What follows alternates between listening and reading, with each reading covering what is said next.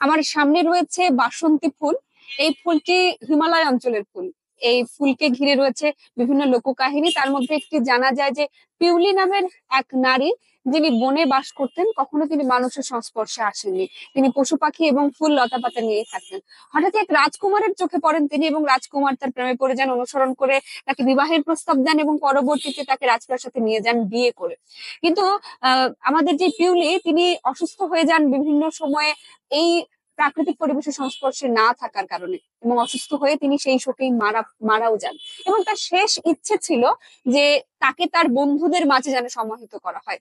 রাজপুত্র তাকে মৃত্যুর পরে ঠিক সেই জায়গাতেই সমাহিত করেন যেখানে তাদের প্রথম দেখা হয়েছিল, এবং তাকে সমাহিত করার পরে তার কবরের উপরে এই ফুলটির জন্ম হয়।